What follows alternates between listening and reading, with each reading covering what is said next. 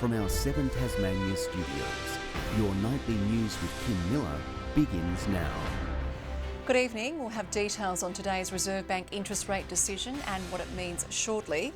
But first, vintage train enthusiasts and volunteers have been left shattered by a fire at the historic Don River Railway at Devonport. It's feared the damage to the popular tourist attraction will top $5 million. But it could have been worse. A volunteer staying on site raised the alarm early, possibly preventing even more destruction. Devastation at the heart of a Devonport institution. Tuesday is usually a busy day for the Don River Railway, but today it's crowded by firefighters and police, mopping up after a blaze broke out around 4 a.m. The fuel loading inside produced quite intense fire behaviour, with flames extending many metres in the air above the building. Fire taking hold in a central maintenance shed, its contents engulfed in flames. And absolutely everything in it, because it was old dry timber carriages, everything in it completely burnt out. Housed in the shed, a pair of antique train carriages. Their loss leaving Don's dedicated volunteers bereft. A group of us were working on one of them in there, and it's been over 12 months, and now there's no more. And it was nearly finished as well. A shed storing rare train parts collected over half a century has also been destroyed. That is going to be our major problem now going forward, how we look at replacing those parts and maintaining our rolling stock into the future. It took 40 firefighters from Launceston, Ulverston, Devonport, Burnie and Latrobe hours to extinguish the blaze. This aerial view shows just how lucky it is the fire didn't spread any further. Investigators have deemed the fire accidental and likely caused by work on a carriage. Even though many of the site's heritage buildings were spared, the Don River Railway is estimating the damage bill to be around $5 million. But the historic value of what was lost is impossible to calculate. That's all lost to the Tasmanian Railway heritage anyway. The group is determined the fire won't derail its plans for a bumper Easter weekend. Devonport's mayor putting out the call to arms from the community. They need to come down here over Easter and over the school holidays and look after them, because they need to know that people care. An outpouring of support from all corners of the state. Government, council and Tasmania's other historic rail groups reaching out throughout the day. That we'll work in partnership with them and indeed the Devonport City Council as well to ensure that we get this iconic heritage rail, tourism icon, back on track. Annie Green, 7 Tasmanian News. Well, in the wake of today's pause, the Tasmanian Bank believes a rate cut is now possible by the end of the year. My State Bank says borrowers may have avoided paying an additional $80 a month on an average loan. As inflation and global supply chain issues begin to slow, the CEO believes the Reserve Bank may look at easing the official rate. Coming down over the medium longer term. So later this year, early next year, we expect to see the first rate cut. Mr Morgan says the quarterly inflation figure, which is due later this month, will provide an indication of what borrowers can expect in the short term. Child sexual abuse victims will have to wait 4 more months to learn the outcomes of an inquiry investigating the Tasmanian government's response to institutional assault. The Premier says a delay is imperative to ensuring a brighter future for young Tasmanians, but will table the report as soon as possible. It's the report all of Tasmania has been waiting on and dreading. The state government today granting a deadline extension from the Commission of Inquiry into the Tasmanian government's responses to child sexual abuse in institutional settings. We owe it to every victim, survivor, that we have failed over many decades. The report was originally due on May 1 but has been pushed back due to August 31 due to its complexity. The extension to the Commission's final report will no doubt be very distressing for many in our community. However, the Commission has requested this extension because they and we need to get this right. Over the last year, the Commission heard harrowing accounts of paedophile activity across many sectors, including education, health and youth detention. The allegations included multiple failures of state systems and deliberate inaction by government authorities. The Commission of Inquiry has shone a light on a very, very dark chapter in Tasmania's history. The Governor will have a maximum of 10 sitting days to table the Commission's report to Parliament, which is when it will be publicly released. We will have provision in the budget for the Commission of Inquiry recommendations. But the Premier says he's not waiting 4 months to turn the leaf, announcing additional resources to the Sexual Assault Support Service and Laurel House. Where we can act now, we will, and we have done. Brianna Boylan, 7 Tasmania News. Family and supporters of Hobart man Jari Wise have rallied outside State Parliament, calling for an inquest into his death. The then 26-year-old was killed when he was hit by a car driven by his former partner Melissa Oates. His family say they want justice, claiming the investigation into his death was intentionally botched. Oates was jailed for 8 months for dangerous driving. State and federal politicians have embarked on an early morning excursion to see firsthand Tasmania's largest transport infrastructure project.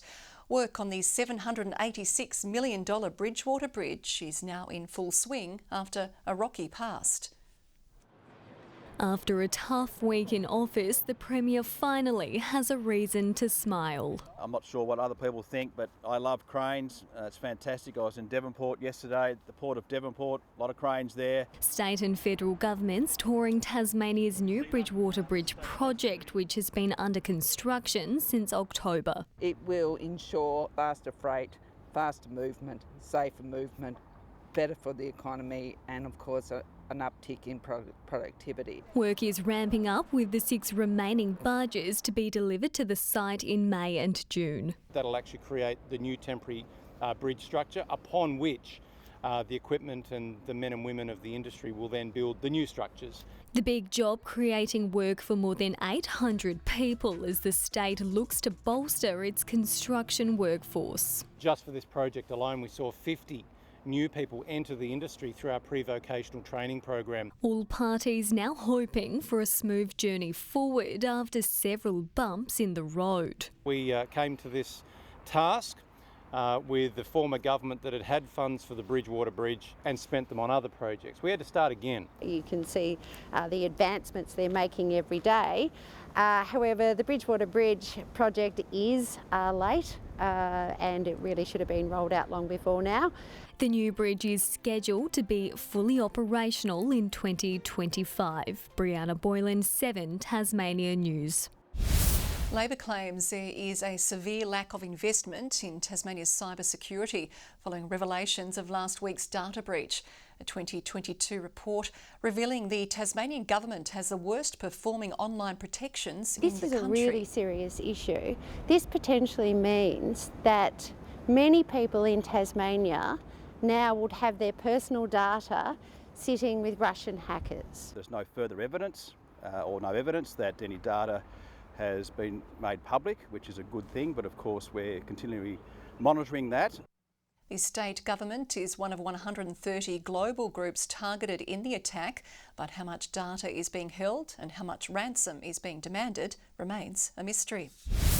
An Easter treat is on the way for Tasmanian drivers looking for a long weekend getaway. The RACT is forecasting no petrol price rises over the period, bucking mainland trends where prices there at the top of the cycle. The average price of unleaded across the state has stabilised, sitting at $1.91 a litre. Over the past 7 days, according to Fuel Check Tasmania, the cheapest day to fill up has been on Thursday. Lifeblood has issued a call to arms with thousands of litres of blood needed this Easter. The long weekend is usually a quieter time for receiving donations, despite the demand remaining at its highest level in decades. A life-saving gift this Easter. More than 5,300 blood and plasma donations urgently needed nationwide this long weekend 200 needed in the state. Demand for blood and blood products is currently at its highest level since pre-pandemic levels, so it's really important to get these appointments filled. With many donors travelling over the Easter break, more Tasmanians are urged to roll up their sleeves. Particularly, we're looking for O-negative donors. Their blood can be given to anyone that's in hospital that requires a transfusion. People die if people don't give blood. It's really that simple. 1 in 3 people will need a blood donation in their lifetime, with regular donors like Dwayne doing his part to help the community. It's really easy to forget how lucky we are to have our own health. And it's important as a society that we work together to make sure everyone stays healthy. Centres across the state will keep their doors open this weekend, with Hobart and Launceston accepting Good Friday donations, helping meet the demand. And it's not just the benefit to others, with the average donation burning 500 calories. That's equivalent to 12 of these mini Easter eggs. And a message to those looking to donate this Easter. It's the easiest thing I do. It feels like a real privilege to be able to help out. Victoria Easto, 7 Tasmania News. One of Tasmania's whisky pioneers has taken a special place in the Distilling Hall of Fame. Lynn Lark has left much of the public duties to husband Bill, but has spent the past 4 decades behind the scenes, helping perfect and refine the famous drop. Saying cheers to 4 decades of hard work at Lark Whisky. Lynn Lark's name graces the label, but isn't the brand's public face. However, from the brand's origins in a 5-litre still through to today, she's turned ideas into reality. I just sort of made it happen, and it was, I guess we've been married nearly 50 years now, so it was just a role we sat into quite happily. Her work now recognised, Lynn joining husband Bill in the Australian Distillers Hall of Fame and is one of just 6 members. It's such a huge honour. I think it's still sinking in. I guess it's a bit like winning lotto, really. It's something that you don't expect will happen. Australians make fearless whisky, and Lynn is the most fearless producer I've ever worked with. The honour a humbling one for the brand's co-founder. To know that so many people have actually noticed was a surprise, really. The label has come a long way since Lynn used picnic baskets to transport early samples to UTAS for analysis. Willing to experiment, she's trialled a lot of ideas, including a wine made featuring King Island kelp. And the smell, it just smelled like vomit. And so they phoned up Bill all excited, did you put it through the still? Oh, yes, we did, but I don't think it's really going to work very well. However, the whisky has shone through, right from its product debut at Deloraine. You make something and you like it and you think it's pretty fantastic, but for other people to say, yep, they liked it too, that was amazing. While taking on a more backseat role these days, Lynn's legacy continues to grow. Lark is currently revamping its image and brand as it takes on new international markets. Particularly Asia, where luxury and brand look and feel is so important. It's great that there's young people to take it over and to pull it ahead. John Hunt, 7 Tasmania News. The SFL has launched its 2023 season, with last year's grand finalists expected to be contenders once again. Despite a torrid summer, which nearly saw the Hobart Tigers go into recess due to a player shortage, the league is confident of a big year. After a long pre-season, the footy is finally back. Good Friday set to be a great one for the SFL's players and fans. We've got 8 senior teams going head-to-head each year, and we're looking forward to seeing who can end up on top of it. One team not playing at a senior level, however, is the Hobart Tigers. Playing reserves only this season, their future dominated discussion in recent weeks. The league just glad to see the ball bounce this weekend. It's a long pre-season. People are preparing for the season. And now that we can kick it off on Good Friday, I think it's going to be fantastic. On field, Lindisfarne are looking to build on an unbeaten 2022 and go back-to-back. With a new coach on board, the two Blues are relishing being the hunted. We've got a lot of senior footballers that have played 100, 200 and a couple that are close to 300 games now. A lot of us have won multiple flags, so we know what we can do. Cygnet and Huonville expected once again to provide the major challenge. Last year's runners-up and preliminary finalists have recruited in the off-season and are hungry to go one better. We have lost a few players, we picked up a few, but yeah, we've had a really massive pre-season and everyone's got that extra motivation to try and go all the way this year. Lindisfarne still having the undefeated season last year, it'd be hard to take them away from being the standard. but I think we're definitely in the conversation, I hope.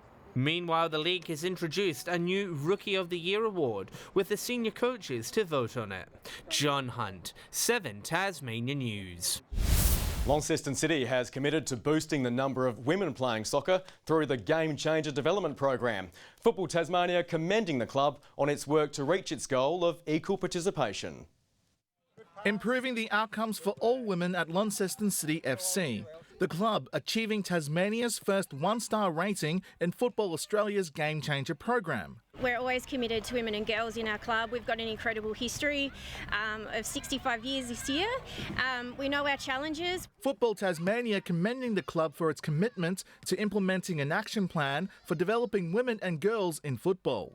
This year we've got a girls team in every age group from under 8s through to under 12s. We do have youth teams in every competition available. Game Changer aims to help community clubs like Launceston City FC upskill on topics such as diversity, equity and inclusion in football, with the aim to create an effective and sustainable environment. Launceston City have done a lot of work on their strategic plan. This is just to work alongside that to highlight some holes, some areas of improvement, make an action plan, and then most importantly is Football Australia provides some resources to allow that to happen. Club officials at City FC thrilled to reach an important milestone in its history. It's a really exciting time for us as a club. It's an exciting time for us as female administrators of football in Tasmania. Football Australia is aiming for 50-50 gender equality participation by 2027. Mark Zita, 7 Tasmania News. To local hockey now, when the Northwest Graduates men's team have secured their 3rd win in a row and are undefeated on top of the ladder. Co-captain George Wilkinson helped Grads to their 2-1 victory, assisting in crucial goals in the final quarter.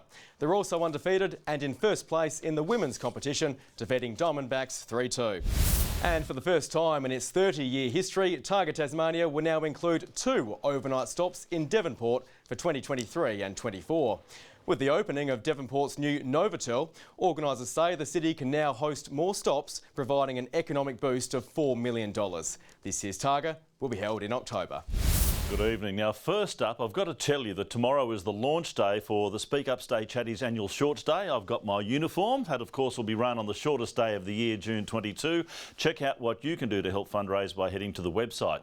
No problem wearing shorts today. Above average temperatures around the state. Hobart and Launceston 22. Burnie and Devonport slightly cooler, but still okay. Cressy and Fingal our top with 23. Scottsdale, St Helens, Bushy Park and Campania 22 today. Smithton and Flinders Island 21. Friendly Beaches and Grove 20, King Island and Lowhead 19, Strawn a top of 18. Areas of low cloud over parts of the west and south of the state, but most of Tasmania clear today. Cloud is developing south of WA and more stretches through the inland area up to the Territory and to South Australia. Low cloud caused by troughs extends down the east coast. Tomorrow a high pressure ridge extends over Tasmania, however a large low is developing over the Bight and that just might be with us on Thursday. Mostly southwesterly winds tomorrow, lighter inland and over the north, swells to 3 metres in southern waters. To the forecast for tomorrow, Hobart partly cloudy, a top of 19 degrees, a possible shower for Geefston 18 the top and 19 for Bothwell. Launceston, a high of 23 and mostly sunny, 21 the top for Devonport, a shower though for Cressy and 22 the maximum. Burnie, a sunny day, a shower or two. The weather's fighting over Burnie tomorrow, a bit of both worlds, a top of 20, 17 the high for Strawn, partly cloudy for Curry on King Island. And along the east coast, a bit cloudy for St Helens, 19, 18 for Swansea, partly cloudy for Orford and 18 as well. Showers developing over most areas on Thursday, remaining fine though over Hobart. Showers over all regions on Friday, which won't be good at all, and more wet weather on Saturday, along with increasing winds, just great for those off camping during the break. Further north, and 24 in Perth, and sunny tomorrow, a warm day in Adelaide, cloudy conditions for Melbourne and 21 there, a shower forecast for Sydney, but near perfect weather for Brisbane. Hobart at the moment, mostly clear and 15 degrees. Launceston mostly clear and 15 degrees. And Devonport actually clear and 14 degrees. Kim, I'd like to thank Mitch for sending me this outfit for the big day. A little bit large for me. I'll have to remind him that my size is extra medium. Indeed, and that is all you're going to use for this Tuesday, the 4th of April. Thanks for your company. On behalf of the team, it's good night for now.